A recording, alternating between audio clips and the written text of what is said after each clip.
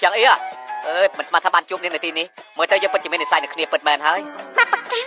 ในกราบประเทศខ្ញុំតាមស្រឡាញ់នឹងរហូតនេះប្រកែកថាចង់យកអារម្មណ៍រៀនសូត្រមិនចង់មានស្នេហាឥឡូវមកវិញជឿថានេះមិនបដិសេធខ្ញុំទៀតទេអញ្ចឹងស្រីសាច់ច្បងមានរឿងមកខ្ញុំភ្លេចប្រាប់សាច់ច្បងគឺថាខ្ញុំរៀបការរួចបាត់ទៅហើយរៀបការហើយនាងរៀបការជាមួយនរណាម្នាក់នោះសង្ហាជាខ្ញុំហើយមានលុយជាខ្ញុំដែរឬទេ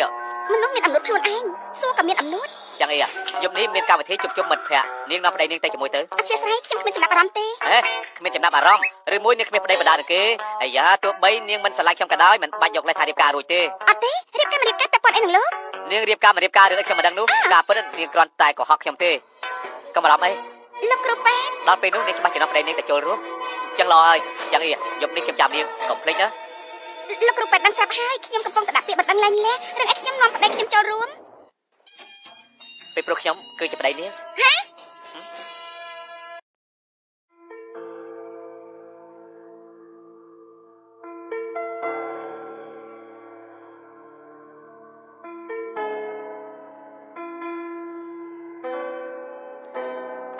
ថ្ងៃនេះលោកមិនមកក៏បានដែរ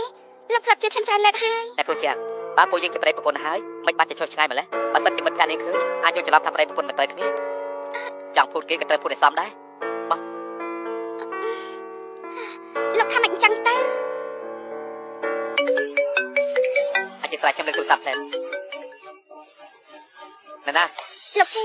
សំបីសម្លេងប្រពន្ធលោកក៏ស្ដាប់មិនបានដែរមានកាយខ្ញុំទូរស័ព្ទតែចង់និយាយរឿងលែងលះជាមួយលោកខ្ញុំបានយល់ព្រមហើយនាងយល់ព្រមលែងលះហើយរឿងសំឡងខ្ញុំក៏គិតច្បាស់ដែរប៉ុន្តែតាមទូរស័ព្ទពិបាកនិយាយគ្នាច្បាស់យ៉ាងល្អយើងជួបមុខគ្នាសិនទៅថ្ងៃនេះមិនបានទេខ្ញុំមានការទៅដោះស្រាយតិចលោកឈីខ្ញុំតម្រាំតែអាចបញ្ចុះបញ្ចូលខ្លួនឯងឲ្យលែងលះជាមួយលោកបើថ្ងៃនេះមិនបានជួបលោកទេបើខ្ញុំបដូរចិត្តខ្ញុំឈប់លែងលះវិញតើគិតយ៉ាងម៉េចទៅបើលោកមានការរវល់លោកទៅវិញចុះស្រីម្នាក់នេះម្ដងចេះម្ដងចុះមិនដឹងថាបាត់ឱកាសលើកនេះលើកក្រោយចាំដល់ថ្ងៃណាទៀតទេឡញ៉ា location ឲ្យខ្ញុំទុកពេលឲ្យនាង10នាទីដោះស្រាយរឿងនេះចប់តាមពិតថ្ងៃនេះលោកមិនបាច់មកទេគ្រាន់តែមកសម្ដែងជាមួយខ្ញុំអាចចូលរួមកម្មវិធីជួបជុំមិត្តភក្តិបានតែគ្រូចាស់យើងបាននិយាយគ្នាហើយតាខ្ញុំក៏ដល់នាងទៅចូលរួមពិធីទុកពេលឲ្យខ្ញុំ10នាទីពេលចាប់រហ័សខ្ញុំនឹងទៅរកនាងបានអញ្ចឹងលោកចាំនៅមាត់ទ្វារទៅអូខេចាំយ៉ាប៉ាយឯងនេះហ៊ានមកចូលរួមពិធីជួបជុំមិត្តភក្តិផងអធិស្ឋានឥឡូវខ្ញុំឈ្មោះចាំងអ៊ីម្យ៉ាងទៀតពួកឯងមកបានរឿងអីខ្ញុំមកមិនបានក្រែងឯងរៀបការហើយតើអាណាប្តីឯងប្តីខ្ញុំមានការរវល់បន្តិចទៀតទៅណែអាយ៉ូមានការតាមពិតគ្មានប្តីទេដឹងធ្លាប់តែលឺគេអួតខ្លួនថាជាអ្នកមានដើម្បីតាក់ស្រីតែមិនធ្លាប់លឺគេអួតខ្លួនថាឯងមានប្តីទេដូចខ្លួនឯងនឹងមានប្តីសុកណាស់អញ្ចឹងបានហើយអ្នកប្រុសលាវកំពុងតែចាំនៅខាងក្នុងថ្ងៃនេះអ្នកប្រុសលាវរៀបចំពិធីដើម្បីឯងជាពិសេសណាដឹងទេខ្ញុំថារៀបចំតាក់ទោះខ្ញុំត្រូវជាងពួកឯងចង់តែមុនចុះខ្ញុំចាំប្តីខ្ញុំមកដល់តាមមើលឯងចង់ឆ្លៀតឱកាសរត់ទៅវិញទេចាំងអ៊ីចូលរួមជាមួយគ្នាទៅតើចូលជាមួយគ្នាទៅអេចាំងអ៊ីមកអង្គុយមកខ្ញុំទុកកន្លែងឲ្យនាងយ៉ាងពិសេសណានៅនេះចាំងនិយាយទៅចង់បានអីលោកឈីលោកដឹងស្រាប់ហើយរឿងលែងនិយាយចំពោះមនុស្សស្រីជារឿងខាត់បងខ្លាំងណាមួយខ្ញុំទៅរៀបការដំបងត្បិតតែយើងមិនអាចជួបមុខគ្នាប៉ុន្តែពួកយើងចង់លិខិតអាពាហ៍ពិពាហ៍ច្បាស់លាស់ហើយរៀបរាប់ចាត់យ៉ាងនេះនិយាយទៅតើនេះចង់បានប្រមាណ100លានយកថានេះសមតម្លៃ100លានទេមិនថាមិនសមខ្ញុំជាអ្នកនាងធំគ្រួសារតកូលជាងបើឲ្យគេដឹងថាខ្ញុំលែងខ្ញុំមានមុខអីទៅជួបគេទៀតនោះនាងធំគ្រួសារជាងពឹងមកគោលការណ៍ដើម្បីរកលុយលោកឈីតាមពិតតែខ្ញុំពេញចិត្តលោកខ្លាំងណាស់ក៏មិនចាំបាច់អីត្រូវលែងលះជាមួយលោកដែរចុះល្អពួកយើងសាឡបងមើលបើមិនសាឡបងមិននឹងដឹងនៅជាមួយគ្នាកើតឬអត់នោះណោះអាចជាស្រ័យខ្ញុំគ្មានចំណូលចិត្តនិយាយជាមួយមនុស្សដែលគ្មានគោលក្បាលដែលមិនចេះបែងចែកពេលវេលាទេលោកអញ្ជើញអ្នកប្រុសលាវចាក់អ៊ីប្រាប់ថាប្តីគេមានការរវល់មកមិនបានទេដល់ពេលនេះទៅហើយទៅធ្វើពុតទៀតបើគ្មានប្តីប្រាប់ថាគ្មានទៅខ្ញុំមិនទៀមទាឲ្យរៀបការជាមួយខ្ញុំភ្លាមឯណាពីព្រោះត្រូវការពេលវេលាបណ្ដោះមនុស្សសេចចេតនាតាមសម្រួលដែរលោកធ្វើអីហ្នឹងកំប៉ះខ្ញុំលោកគ្រូប៉ែតខ្ញុំចាប់បន្ទប់ហើយជាន់ទី2បន្ទប់លេខ627យ៉ាងអ៊ីល្មមបានហើយខ្ញុំពេញចិត្តនាងគួរអរគុណមេឃដីទៅមិនអញ្ចឹងសំអាងលើលក្ខខណ្ឌគ្រួសារនាងអាចរកបានល្អជាងខ្ញុំទេខ្ញុំប្រាប់ប្រមាណដងហើយថាខ្ញុំរៀបការរួចហើយខ្ញុំមានប្តីហើយហើយយ៉ាបានហើយមានប្តីក៏បានដែរប៉ុន្តែប្តីឯងធ្វើការងារអីតែប៉ុនឯងទៅពួកឯងតែមិនព្រមនិយាយតាមើលបើគ្មានលុយប្រមាណទេអញ្ចឹងគេមានអំណាចតាក់ទាញឯងបំផុតឬមួយរូបរាងសង្ហាបើសង្ហាអញ្ចឹងមិនក៏មិននាំមកជាមួយប្រហែលជាមុខមាត់អាក្រក់ហើយអញ្ចឹងតែបានជាព្យាយាមបិទបាំងការពិតពិបាកនាំឲ្យគេឃើញមុខមើលចោលគួរខ្មាស់គេណាអេពួកឯងនិយាយអស់ចិត្តហើយនៅមិនធន់ទេម្នាក់ហ្នឹងឯងជាប្តីរបស់ចាំងអ៊ីវ៉ាសង្ហាមែនតើសង្ហាខុសពីការគិតរបស់ខ្ញុំ មើលចុះចាំងអ៊ីក្រឲ្យមិនស៊ីវិល័យមិនក៏រកបានប្តីល្អឲ្យសង្ហាយ៉ាងហ្នឹងណា អូនសម័យសុំទោសបងមកយឺតហើយ បងចាប់ការងារឲ្យមែនទេ ចប់ហើយ ល្អណាស់ចឹងខ្ញុំជួយណែនាំបន្តិចនេះហើយจะស្វាមីខ្ញុំបងអង្គុយទៅ ខ្ញុំធ្វើមិនឡាយចិត្តឲ្យប្រពន្ធខ្ញុំមកចូលរួមបរិយាកាសបាននេះតែម្នាក់ឯងលោកគឺជាលោកគ្រូពេទ្យជួបការប្រយុទ្ធមិញហ្នឹងតាត្រូវហើយព្រឹកមិញបាត់ជាលោកមិននិយាយប្រពន្ធខ្ញុំមិនចាំបាយរាយការប្រាប់លោកគ្រប់រឿងទេខ្ញុំឆ្ងល់ថាយ៉ាងអីមិនបាត់ជាមិនព្រមនិយាយពីការងាររបស់លោកការពិតនិយាយមិនចេញសោះត្រឹមគ្រូពេទ្យម្នាក់ឯងរកលុយបានប្រមាណទៅបើគិតទៅមួយឆ្នាំដូចជាមិនបានខ្ញុំធ្វើមួយខែផងទេ ផ្នែកឆ្កែមិនមនុស្ស យ៉ាងអីតាមខ្ញុំយល់ល្អនាងទៅជាមួយខ្ញុំវិញទៅហើយណានិយាយពីទ្រព្យសម្បត្តិមិនឲ្យនាងខ្វះចាយនោះទេមិនរៀបការរួចសុំបីតែអញ្ជៀនមកវងក៏គ្មានដែរនោះ មែនតាប្តីឯងសំបាយចិញ្ចៀនមកវងក៏មិនទុកឲ្យប្រពន្ធមានស្រីមុខស្អាតមានប្រយោជន៍អីបើមិនក្រក៏កំណាញ់សំបាយតែចិញ្ចៀនមកវងក៏មិនហ៊ានទិញឲ្យប្រ អូន ពន្ធ សម្លាញ់សុំទោសថ្ងៃក្រោយបងជប់ធ្វើឲ្យអូនខឹងទៀតហើយមើលចុះលើកណាឲ្យតែធ្វើឲ្យអូនខឹងអូនមិនព្រមពាក់ចិញ្ចៀនសោះចាំបងទូរស័ព្ទឲ្យអ្នកបម្រើក្នុងផ្ទះយកចិញ្ចៀនមកពាក់បញ្ញាប់យកចិញ្ចៀនពេជ្រពណ៌ខៀវក្នុងផ្ទះខ្ញុំផ្ញើ location ឲ្យ អ្នកធ្វើការនៅក្នុងមន្ទីរពេទ្យមានលុយជួលអ្នកបម្រើដែរបើថាកុហកគេណាធ្វើឲ្យសមជាងនឹងបន្តិចទៅ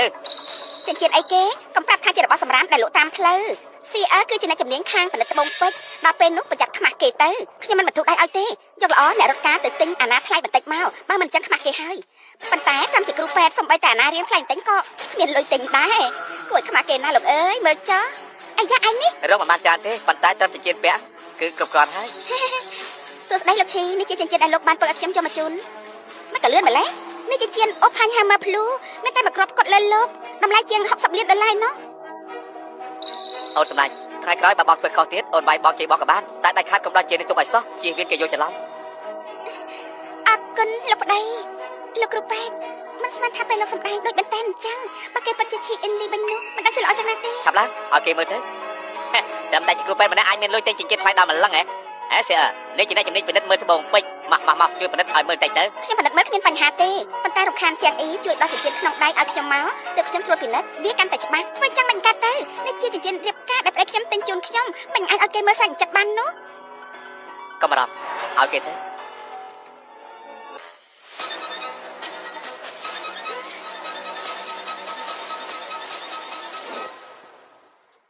គិតចឹងម៉េច CR ជាអ្នកជំនាញខាងផលិតត្បូងពេជ្របើសិនជាគេដឹងរឿងប្រកាសជាខ្វះគេមិន ជឿខ្ញុំខាងនេះត្រូវផ្ដល់កិត្តិយសឲ្យនាងវិញទៅបានខ្ញុំយកថាបើលើប្រាប់គេតាមត្រង់ទៅចាំបាច់ទិញរបស់ខ្លាំងៗមកពាក់មួយគេធ្វើស្អីទៅទោះបីជានេះជារបស់ពិតខ្ញុំសុខចិត្តឡាយឈប់ប្រចាស់ជើងខ្ញុំទៅឱកាសលើម្ដងចុះកុំឲ្យបន្តិចទៀតស្ដាយក្រោយចាំជាមិនស្គាល់មេខ្ពស់ដេកក្រាស់មែនបន្តិចទៀតចាំតែមើលទៅ នេះ នេះស្អីគេទៅ ពេជ្រនេះគឺពេជ្រសុទ្ធ ថាម៉េច មិនដឹងថាជាម្នាក់ណាធ្វើទេមិនបានជាធ្វើដូចជារបស់ពិតយ៉ាងនេះខ្ញុំសងលោកវិញ បើជារបស់ខ្លាំងៗនាងទុកពាក់ទៅលើកលែងនាងសពខ្ពើមវា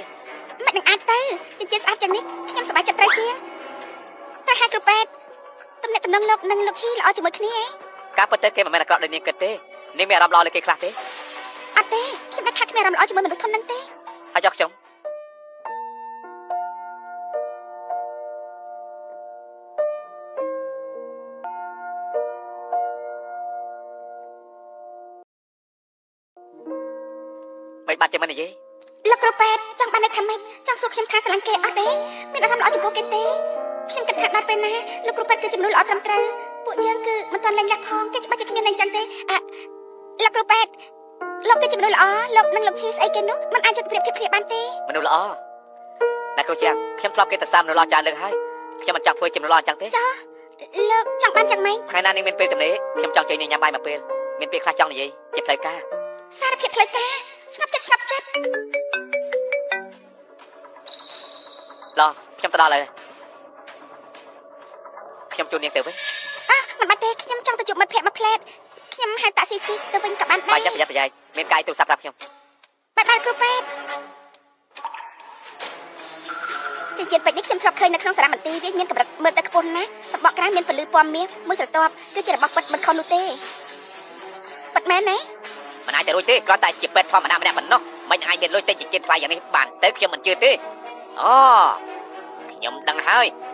យនាងគឺជាប៉ាពួករបស់គេត្រូវពួកគេទិញទឹកចិត្តនាងហ៎ លោកអាហារអាចញ៉ាំផ្ដេសផ្ដាសតែកុំនិយាយផ្ដេសផ្ដាសអំបញ្ញមិញទៅចាប់ផ្ដេសខ្ញុំថាគ្រូពេទ្យគ្មានលុយឥឡូវមិនក៏ចង់ដឹងរឿងទិញទឹកចិត្តគេចង់ធ្វើបាបលោកទៅវិញលោកគ្រូពេទ្យទិញបាយរបស់ចម្លងពិតសំបីតែ CE ក៏មើលមិនដឹងទិញពីណាជួយណែនាំផងមិញនេះអ្នកណានិយាយថាឡាយឈរបញ្ច្រាស់ជើងឥឡូវនេះអាចចាប់ផ្ដើមបានហើយ លោកកែយុមិនទៅវិញរងចាំនៅខាងក្នុងត្រូវជួយស្រាវជ្រាវបន្តិចមិនទៅវិញចឹងមិនបានបដិសេធពីស្នើសុំរបស់ខ្ញុំដឹងហើយកែយុ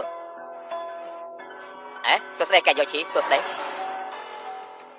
លោកកែយុនេះជាកិច្ចព្រមព្រៀងលែងណាដែលខ្ញុំទើបរៀបចំថ្មីតាមសំណុំពររបស់លោកជួយបញ្ចូលថ្លៃសំណង100លាននៅក្នុងនេះលោកពិនិត្យមើលទៅមានបញ្ហាអ្វីទៀតទេហើយម្នាក់នេះលើកមុននៅសន្តាគារស្រាប់តែហាមាត់ទាលុយពីខ្ញុំដល់ទៅ100លានឥឡូវខ្ញុំបីលុយនាងហើយអាចលែងលះបានព្រាមមែនទេបើគ្មានបញ្ហាអ្វីទេឲ្យតែនាងព្រមលែងលះជាមួយខ្ញុំនឹងឲ្យប្រាក់លើកទឹកចិត្តដល់លោកកែយុកុំបារម្ភអីឥឡូវខ្ញុំតាក់ទងតែប្រពន្ធរបស់លោកអត់ទេប្រពន្ធមុនសំលេចទូរស័ព្ទតិចបាទឥឡូវលោកគ្រូពេទ្យគឺខ្ញុំ ចឹងអីលោកមកទទួលខ្ញុំតិចបានទេ នាងណាខ្ញុំនៅប៉ាប៉ូលីនាងតែប៉ាប៉ូលីមានការអីខ្ញុំទៅដល់ហើយអញ្ចឹងបានតែចង់លែងលះការពិតជាស្នេហាត្រីកោណសោះរឿងហាត់ខ្ញុំស្វែងយល់ច្បាស់ហើយអ្នកធានាពេលណាមកដល់ទៅខ្ញុំ5លោកអានេះលោកច្បាស់ជាធ្លាក់តំណែងហើយដាក់ជើងចុះលោកចាំមើលទៅនៅពីក្រោយខ្នងយើងគឺជាតកូលជីងលោកស្គាល់ទេដៃគូរកស៊ីតកូលឈីណាកុំធ្វើអញខ្លាំងនៅទីនេះអ្នកណាដែលមកធ្លាប់ជួបតកូលឈីទៀតហើយពលឹងទៅតាមប្រានមែនហ៊ានថាតកូលឈីផងនេះចាប់មិនខានទេប្រចាំយើងកាត់ទៀងទៅថាទីជាកន្លែងណាទេផងលេងយើងទៅលេងថាបានហើយចឹងអីមានកើតឡើងតើនេះមានត្រូវត្រង់ណាទេ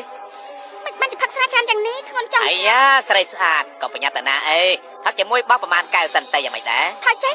ចិត្តខ្លាំងក្រាន់បាមែនខ្ញុំចូលចិត្តណាបើអញ្ចឹងបណ្ដានោះទៅអាគ្នាវើយថាចេញទៅស្រីចង្រៃហ៊ានគូដៃយើងផងអីសំមុខហើយពួកឯងរៀនញ៉ៃស្រីតាមអ្នកណាពួកឯងមុខអាក្រក់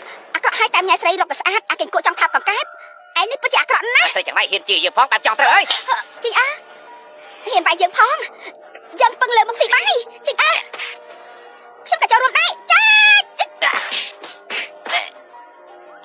មានតែរបួសទេអត់ទេគ្រាន់តែធ្លាក់ដៃបន្តិចមិនអីទេខ្ញុំមើលតិចមើលអត់អីទេពេលខ្ញុំវាយពួកគេប្រើកម្លាំងច្រើនពេកឃើញទេខ្ញុំវាយឡើងដួលលើក្រោយពេលវាយគេក៏ភ្លេចរកមុនដាក់តាមខ្លួនផងកុំឲ្យរបួសខ្លួនឯងតើវាយគេស្លាប់តែយ៉ាងម៉េចសំមកហើយមិនអីទេខ្ញុំធានារ៉ាប់រងអរគុណគ្រូពេទ្យប៉ុន្តែសំទោសថ្ងៃនេះរំខានលោកទៀតហើយអត់អីទេមិនរំខានទេនេះឲ្យខ្ញុំមើលសិនមើលមិនអីទេមែនណាខ្ញុំថាពួកឯងតែពីរនាក់អាមិនបានជាសារសគ្នានៅប៉ុស្តិ៍ប៉ូលីសទៅវិញ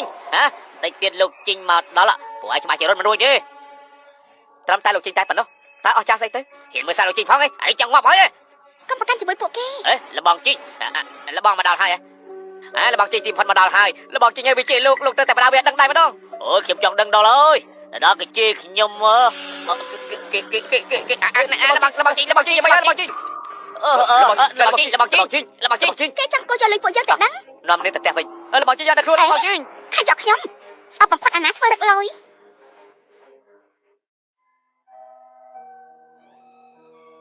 អាយ៉ាប្រហែលគ្រូពេទ្យលោកជីស្អីគេនោះមិនបានជាខ្លាចលោកយ៉ាងហ្នឹងគ្រាន់តែឃើញលោកថាតែដួលត្រឡប់បាត់ប្រហែលជាមកពីខ្ញុំជាការនយោបាយតកូលឈីហើយ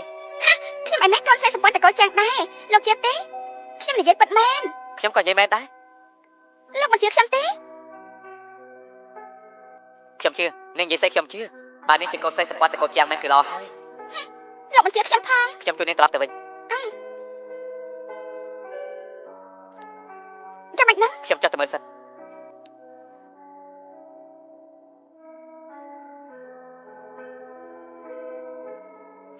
ចាំមិនហើយអត់អីទេឡានដូចជាខូចបាត់ទៅហើយមិនអញ្ចឹងទូរស័ព្ទសិនខ្ញុំផ្ញើ location ទៅឲ្យឆាប់បើឡានមកទទួលខ្ញុំលោកកាយុខ្ញុំនៅលេងយន្តហោះលោកស្រីធំស្រាប់តែចាត់ឲ្យខ្ញុំទៅក្រុងខាងត្បូងយន្តហោះចិត្តចេញដំណើរហើយខ្ញុំមិនអាចទៅទទួលបានទេខ្ញុំដឹងហើយចាំមិនហ្នឹងមិនអីទេចាំខ្ញុំរកមធ្យោបាយសិនផ្ទះខ្ញុំនៅមិនឆ្ងាយពីទីនេះទេលោកតែអង្គុយលេងផ្ទះខ្ញុំក៏បានអ្នកដែលស្ងៀមទៅ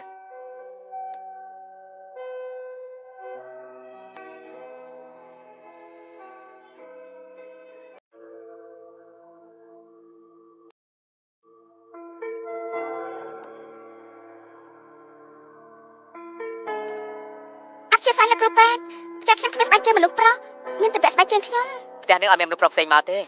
ប្រិយនេះក៏មិនដែលមកទីនេះដែរលោកជាមនុស្សប្រុសដំបងដែលខ្ញុំនាំមកផ្ទះខ្ញុំគិតថាធម្មតាគ្មានអ្នកណាមកផ្ទះខ្ញុំទេតែមិនបានត្រៀមខ្ញុំទៅពាក់2ដងទេលោកកុំប្រកាន់អីពាក់ទេអត់ទេចឹងល្អញ៉ាំទឹកនាងងូតទឹកសម្រាប់ខ្លួនទេកុំឲ្យប្រាសាយខ្ញុំដឹងហើយអញ្ចឹងលោកសម្រាប់បន្តិចទៅ មកទទួលខ្ញុំកន្លែងណាទៅផ្ទះចាំងអី